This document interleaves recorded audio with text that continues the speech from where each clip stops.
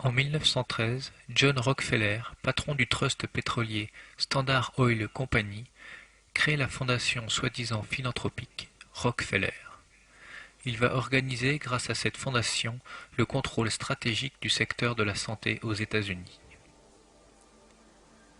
Les dons de la fondation Rockefeller supportent exclusivement des écoles médicales et des hôpitaux. Ces institutions sont devenues les missionnaires d'une nouvelle race d'entreprises, les fabricants de médicaments synthétiques brevetés. Les vitamines et autres micronutriments rendent impossible le développement de toute activité commerciale basée sur les médicaments brevetés. En effet, les produits d'origine naturelle ne peuvent être brevetés. Ils sont donc totalement ouverts à la concurrence. L'élimination de la concurrence indésirable des micronutriments naturels devient donc une question de vie ou de mort pour le commerce pharmaceutique dès la fin de la Première Guerre mondiale. La fondation Rockefeller profite de l'épidémie de grippe espagnole de 1918 et utilise les médias pour lancer une chasse aux sorcières contre tous les médicaments qui échappent à ses brevets. Au cours des 15 prochaines années, toutes les écoles médicales des États-Unis et la plupart des hôpitaux deviennent des pions sur l'échiquier stratégique de Rockefeller pour mettre l'ensemble du secteur de la santé sous le monopole de ces entreprises pharmaceutiques. De l'autre côté de l'Atlantique, en Allemagne, un premier cartel chimico-pharmaceutique est créé pour s'opposer à la conquête du marché mondial des médicaments par le seul Rockefeller. Dirigé par les multinationales allemandes Bayer, BASF et Hoechst, le cartel IG Farben est créé. Le cartel IG Farben, tout aussi insatiable, apportera son soutien à un politicien allemand qui leur promet de conquérir le monde par la force des armes. Grâce aux millions de dollars investis en campagne électorale, ce politicien prend le pouvoir en Allemagne, transforme la démocratie allemande en dictature et tiendra sa promesse de lancer une guerre de conquête. Dans chaque pays envahi par l'armée d'Hitler, les premières actions consistent à piller les industries chimiques, pétrochimiques et pharmaceutiques et à les intégrer gratuitement à l'empire IG Farben. IG Farben teste ces substances pharmaceutiques brevetées sur les prisonniers des camps de concentration. Les paiements de ces études inhumaines sont directement transférés des comptes bancaires de Bayer, Hoechst et BASF sur les comptes bancaires de la SS, organisation militaire responsable des camps de concentration. À la fin de la guerre, les actions industrielles de IG Farben sont absorbées par le trust Rockefeller, Rothschild et JP Morgan. Le tribunal de Nuremberg a jugé 24 directeurs de Bayer, BASF et Hoechst, et d'autres responsables du cartel IG Farben, pour crimes contre l'humanité.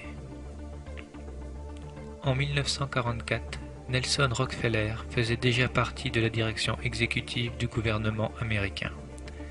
Débutant comme sous-secrétaire d'État, il est devenu en quelques années conseiller spécial du président Truman pour les affaires spéciales. Nelson Rockefeller s'est assuré que les vrais coupables ne seraient pas pendus. En effet, il avait alors besoin d'eux. Après seulement quelques années, les directeurs d'IG Farben, jugés à Nuremberg, sortent de prison et retrouvent leur position précédente pour gérer les intérêts des nouveaux propriétaires, les Rockefeller. Rockefeller a aussi aidé à la création de l'OMS, en la finançant dès le début via sa fondation. L'Office mondial de la santé est un organisme largement influencé par le cartel pharmaceutique.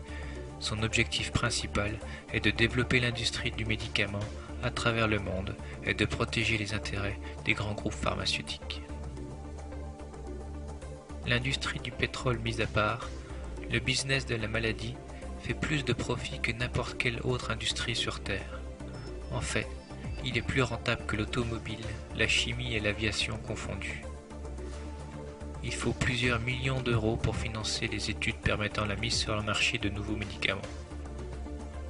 Mais aucune entreprise pharmaceutique ne financera l'étude sur des produits naturels non brevetables. Autrement dit, s'il existait un remède naturel contre le cancer, aucune entreprise pharmaceutique n'en ferait la promotion. D'ailleurs, si un remède simple contre le cancer existait, ce serait une catastrophe économique pour le cartel pharmaceutique. Et le pouvoir de lobbying du cartel pharmaceutique est extrêmement important. Nous pouvons donner quelques exemples. En 2005, le gouvernement américain débloque un budget de 1,5 milliard de dollars pour l'achat de 20 millions de doses de Tamiflu pour lutter contre l'épidémie imminente de grippe aviaire. Donald Rumsfeld, alors membre du gouvernement, est l'ex-PDG de la société fabriquant le Tamiflu. Cette grippe aviaire ne fera aucun mort aux USA. Le Tamiflu, par exemple, bon, tout le monde sait que ça a été un bid terrible. Lorsqu'il a été préparé, lorsqu'il y a eu le dossier lourd... Un bid terrible dans quelles circonstances, voilà. Bon, ça a été un médicament qui a été développé dans l'indication de la grippe. Bon, tout le monde sait qu'il n'est pas très efficace, qu'il peut être extrêmement toxique, etc. Bon, et aujourd'hui, alors que, compte tenu de toutes les études qu'on a faites, dans les indications normales, on a vraiment des certitudes extrêmement faibles de bons rapports bénéfices-risques, et c'est pareil pour le vaccin contre la grippe, on pourrait développer. On nous dit, sur ce virus que personne connaît, sur ce virus qui est tellement effrayant parce qu'on ne connaît pas, on dit, le Tamiflu, ça marche, mais c'est ahurissant. Mais attendez, un médecin vous prescrit du Tamiflu pour votre grippe, vous le prenez pas, vous le jetez direct à la poubelle. Et puis je ne vais pas l'acheter parce que j'ai quand même pitié des finances de la Sécu. C'est une honte. Et je pèse même que c'est une honte. On vit quand même dans une situation de dilapidation des fonds publics qui est grave. Un moyen communément admis pour être efficace afin d'éliminer une maladie est la vaccination.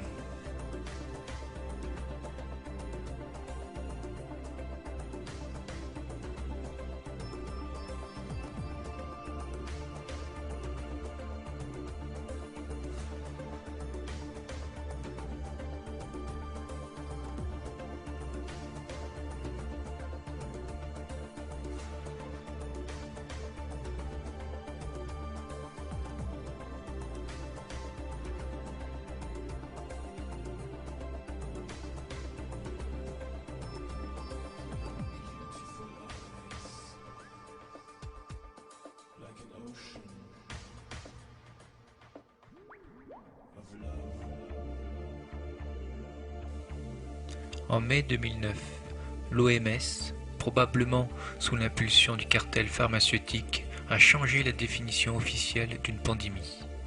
Elle est passée d'une définition logique, une pandémie est une contagion à l'échelle mondiale avec un taux de mortalité élevé, à une définition illogique, une pandémie est une contagion à l'échelle mondiale.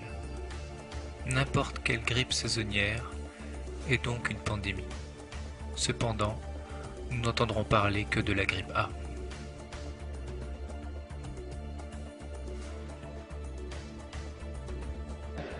Sur 6 millions de personnes convoquées dans le cadre de cette campagne de vaccination, 1 million de Français se sont déjà fait vacciner. Ce sont des Français qui ont compris l'importance de se vacciner pour soi et l'importance de se vacciner pour protéger les autres. Et vous avez eu raison de signaler les formes extrêmement graves que peut revêtir cette épidémie de grippe A. Il y a par exemple 10 décès supplémentaires qui ont été enregistrés avec ces formes graves lors du dernier week-end. Alors cette campagne de vaccination s'est mise en place. C'est la plus grande opération de santé publique qui a été menée dans notre pays.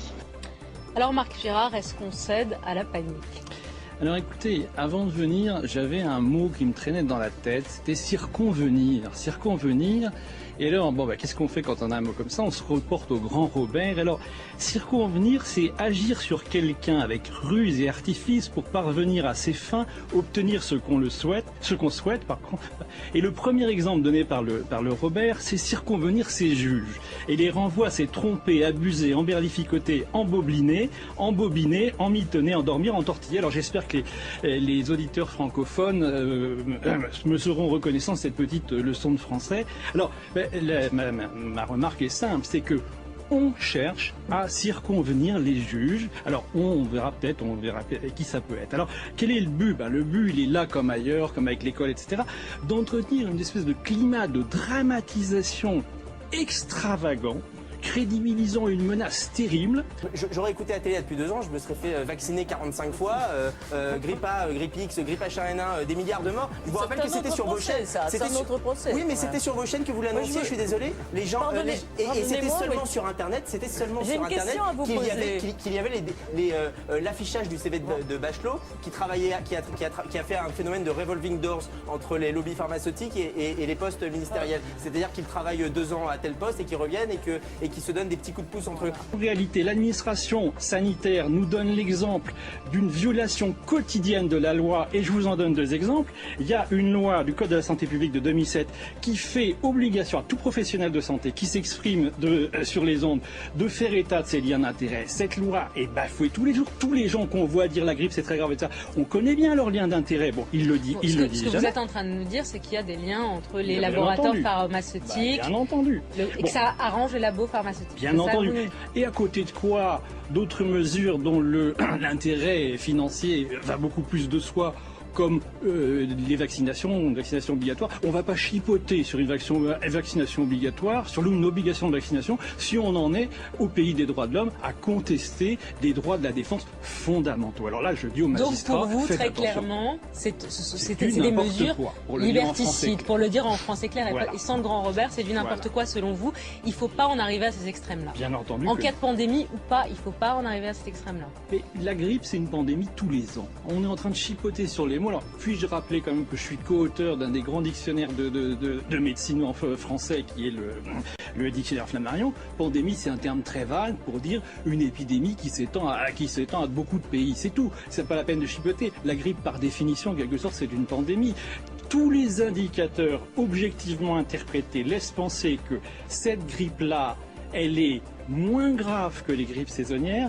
Et je l'ai appris hier soir assez dans l'air en discutant avec un alarmiste en face de moi, elle est probablement moins fréquente. Alors pourquoi on nous emmerde, pour le dire en français clair ?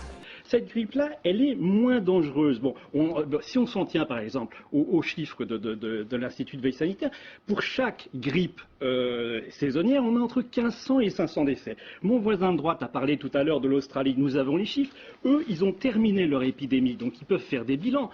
Bon, en Australie, si on rapporte, il y a à peu près le tiers de la population française, donc si c'était une grippe normale, on aurait compté entre 500 et 1700 décès. Eh bien, ils en ont eu, la saison est finie, 186. C'est-à-dire beaucoup moins 186. que ce qu'on disait. Donc si vous voulez, encore une fois, les Français pensent comme moi, bien sûr qu'il va y avoir des décès, mais est-ce qu'il y en a plus que d'habitude? La réponse est non, et alors par conséquent, à qui profite tout cet alarmisme? Alors, on va poser la question, mais je voudrais qu'on revienne en images maintenant sur cette mobilisation dans les...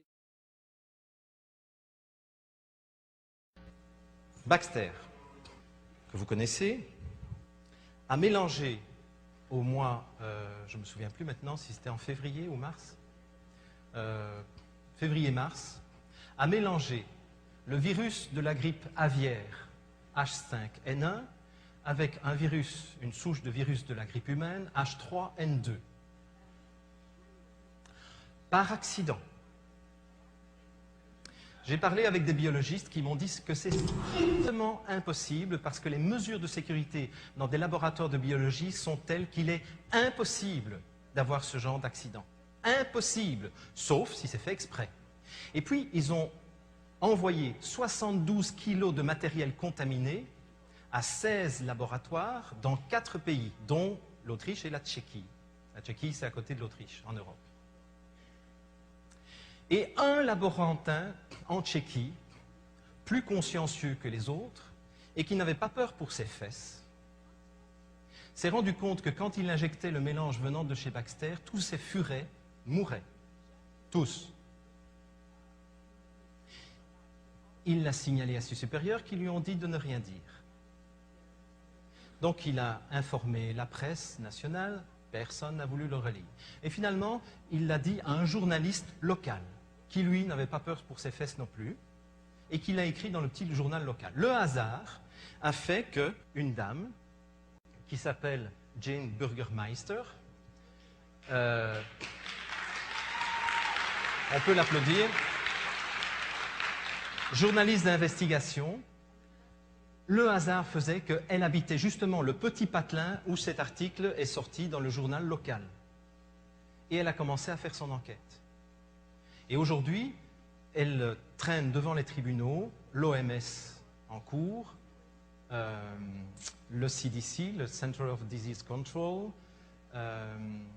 Barack Obama, la banque Rockefeller, la banque Rothschild, etc.